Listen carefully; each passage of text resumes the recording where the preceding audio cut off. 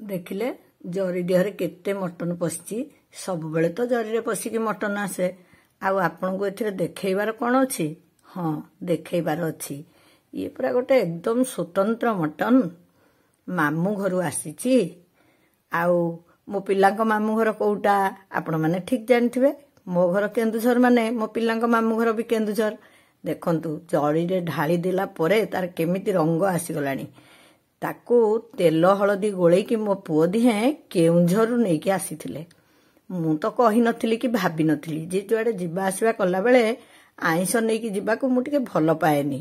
ହେଲେ ପିଲା ମନ, ସେ ତିନି ଭାଇ କଥାବାର୍ତ୍ତା ହେଇ ଏତେ କାରବାର କରିଦେଇଛନ୍ତି, ମୁଁ ବା କାହିଁକି ଜାଣିବି। ଗତକାଲି ରାତିରେ ପୁଅ ଦିହେଁ ବାଇକ୍ରେ କେଉଁଝରରୁ ଆସି ପହଞ୍ଚିଲେ।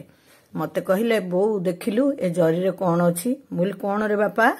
ନା ଆମେ ନା ଠିକ୍ ବାହାରିକି ଆସିଲା ବେଳକୁ ଦେଖିଲୁ ବାଟରେ ଗୋଟେ ଜାଗାରେ ମଟନ କଟା ହଉଥିଲା। ତାକୁ କହିଲୁ ମଟନ ନେଇ କେତେ ସମୟ ରହିବ? ସେ କହିଲେ ମଟନ 6 ଘଣ୍ଟା ରହିବ, କିନ୍ତୁ ଯଦି ତୁମେ ତା ଦେହରେ ସୋରିଷ ତେଲ ଆଉ ହଳଦୀ ଗୋଳେଇ ଦେବ।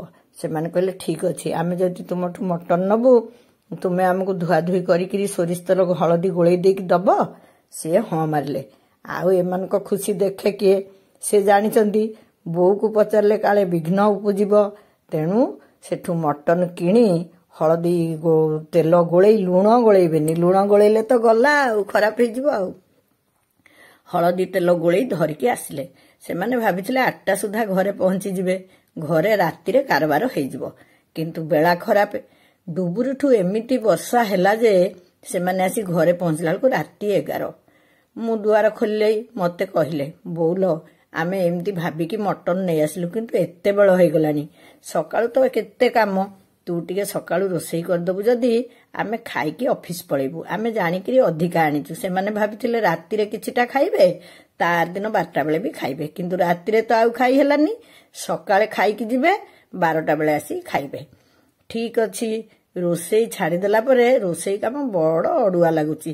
ହେଲେ ମୋ ପୁଅ ମାନଙ୍କର ବରାଦ, ମାମୁଁ ଘରୁ ମଟନ ଆସିଛି, କେତେ ମନ ନେଇକି ସେମାନେ ଆଣିଛନ୍ତି। ଆଉ ମୁଁ ନକଲେ ତାଙ୍କ ମନ ଦୁଃଖ ହବନି। ମୁଁ ସକାଳୁ ନଣ୍ଡସଣ୍ଡ ହେଇ ମଟନ ରାନ୍ଧିବାରେ ଲାଗି ପଡ଼ିଲି। ବୋହୂ ଦିହିଙ୍କର ତ ସକାଳୁ ବହୁତ କାମ। ସକାଳୁ ଉଠିବେ, ବାସି ଘର ଓଳାପଳା କରିବେ, ଠାକୁର ପୂଜା କରିବେ, ସେଠୁ ପିଲାମାନେ ସ୍କୁଲ ଯିବେ, ତାଙ୍କ ପାଇଁ ଜଳଖିଆ ପତ୍ର ଭଲ ମନ୍ଦ କରିବେ, ସେଥିରେ ମଝିରେ ମଝିରେ ଆମକୁ ଚାହା ଦେବେ। ତେଣୁ ଏ ବାବଦରେ ମୁଁ ଆଉ ତାଙ୍କ ସାଙ୍ଗେ କିଛି କଥାବାର୍ତ୍ତା ବି ନ କରି ସମ୍ପୂର୍ଣ୍ଣ କାମଟି ନିଜେ ନିଜେ କରିନେବି ବୋଲି ଠିକ୍ କରିଥିଲି। ହେଲେ ରୋଷେଇ କାମ ଏବେ ଏଡ଼େ ଅଡୁଆ ଲାଗୁଛି।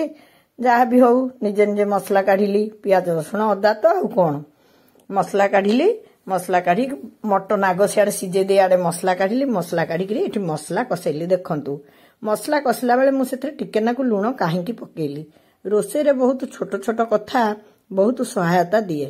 ଯଦି ଆପଣ ମସଲା କଷିଲା ବେଳେ ଟିକେ ଲୁଣ ପକେଇଦେବେ ନା, ତାହେଲେ ମସଲାଟା ଜମା ଲାଗିଯିବନି। ତଥାପି ମୁଁ ସେଇ ସିଝା ଯୋଉ ମଟନ ପାଣିରୁ ବି ଟିକେ ଦେଇଦେଲି ମସଲାରେ। ହେଲେ ମସଲାରେ ଆଉ ଯୋଉ ପିଆଜ ବାସ୍ନା କି କିଛି ରହିବନି, ସେଟା ଭାରି ଭଲ ଲାଗେ। ତେଣୁ ଖାଲି ପାଣି କାହିଁକି ଦେବି? ଏଇ ମଟନ ସିଝା ପାଣିରୁ 2 ଡଙ୍କି ସେଥିରେ ଦେଇ ମଟନକୁ କଷେଇଦେଲି।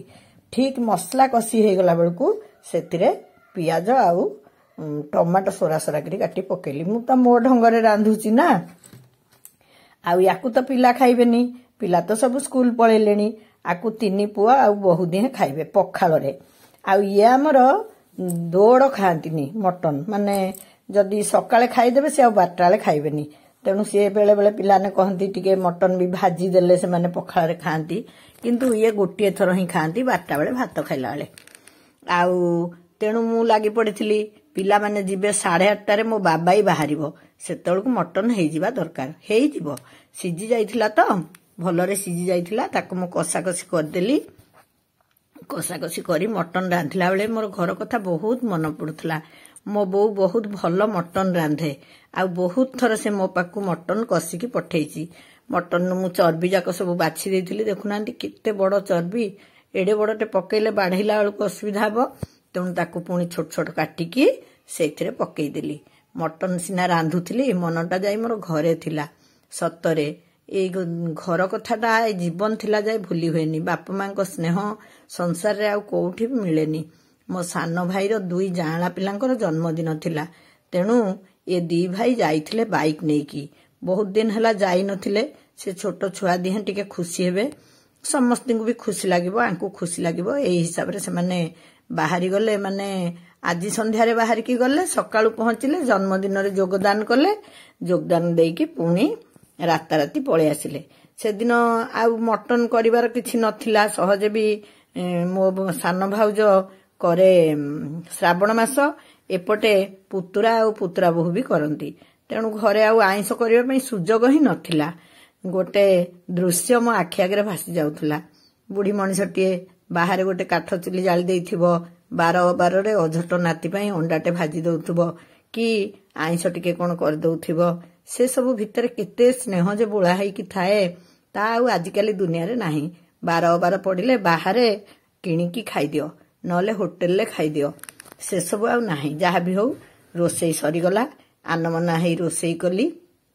सान पु को आग खाया देली एत लाइन टा कटिगला परा ताको आनिकी दुआर मुहरे खाया देली अंधार होईगला आम इन्भर्टर भी खराब अच्छी से दुआर मुहरे बसी खाइला सान बहु जाउथला पुओ को छाड़ियाकू ता झील सियाड़े अनेइथिला सी जमती जाई सारा तार पुणी मटन थाली रे मन लागिगला से देखला बापा कौन दिथर खाइलानी ताको आउ खाइयाकू दउनी बा डाहण न विचारी से ता आंगुली मारिकी सेथरु टिके चाटिला भलरे खाइबो कोठु ताती जीवा प्रबल गरम गरम आनी खाली ताको बाढ़ी देली से जीव बोली सेथरु टिके चाटी देला मु तो से ठिया आइतली मु कहली केमती लागिला कहलु देखंतु से केमती हाथ को करूची बहुत समय आम घर वीडियो होची तो से बहुत कथा एमाने अनुमान कर नउचंदी मु कहले तू ठीक से करि पारुनु ओके ओके कह से पुणी सांगे सांगे ओके ओके करी देखै देला हेले मन तो तार सियाडे लागिची ता बापा संगे बसी से भी टिके चिकेन कषा आउ पखाल खाइला एते बेलकू मझिया पुओ पुणी गला हारी ताकू स्कूल ता पुओ को स्कूल ले छाड़ियाकू